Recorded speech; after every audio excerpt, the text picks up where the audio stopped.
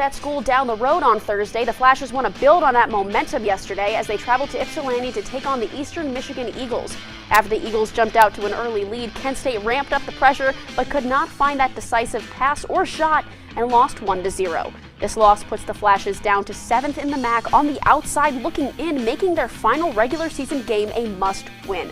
Kent State hosts the 4-seeded Bowling Green Falcons. Kickoff is set for 3 p.m. at Dick's Stadium. Final game of the series, Flaherty on the bump for LA. We head to the bottom of the 5th. LA up 1-0 and Shohei goes yard. That ball stays fair for a solo homer off of Tanner Bybee. LA now up 2-0. Anthony Gose now pitching for the Guards, and Max Muncy sends this one straight out to center field for another solo homer. The Dodgers now lead 3-0. Take a look at that slow-mo cam. That one was absolutely never a doubt. That ball is crushed 401 feet straight to the bleachers. The Dodgers have a runner on second. Chris Taylor smacks a fly ball to right field, and Will Smith, no, not that Will Smith, he scores, and the Guardians lose this one 4-0, and this series, they take on the Chicago White Sox next.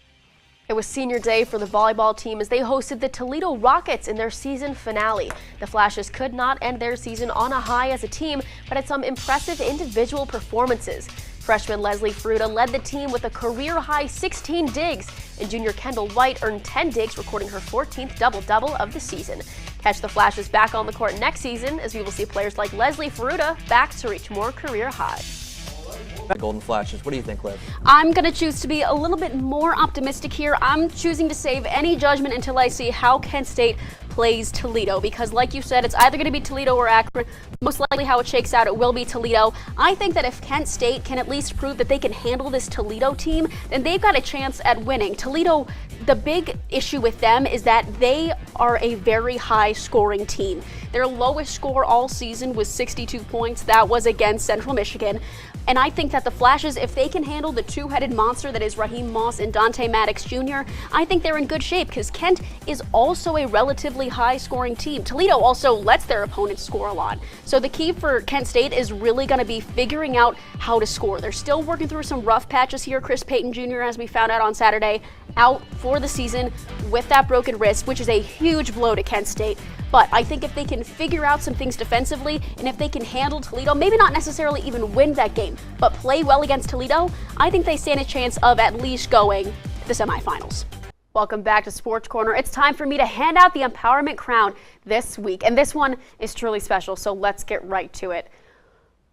For Empowerment tonight, we are heading back to the ice to talk about Seattle Kraken coach Jessica Campbell, who made history as the first female NHL coach in a regular season game.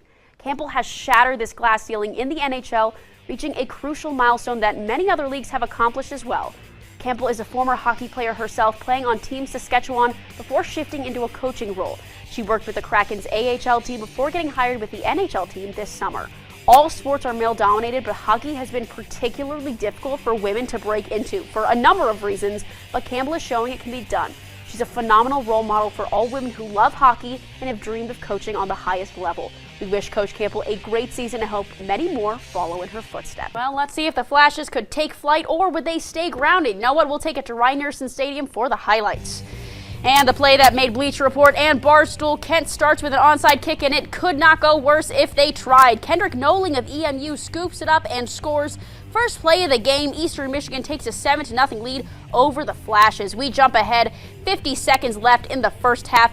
Eagles quarterback Austin Smith hands it off to Samson Evans, who finds a gap in that Kent defense and brings it into the end zone to put the Eagles up 14-0, and it does not get much better from here, Flashes fans.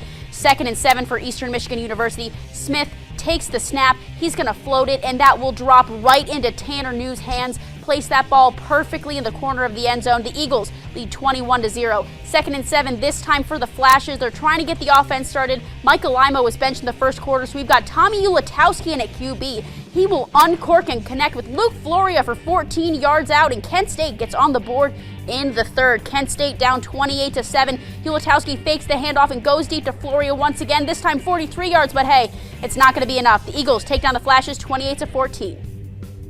Joe Burrow with that nagging calf injury. We'll have to see how that affects him. 2nd and 10, 22 seconds left in the half. Deshaun Watson, he'll take it in himself to get things started for the Cleveland Browns. That's his first tutty on the year for the Browns. Cleveland's up 10-3, jumping ahead of the third.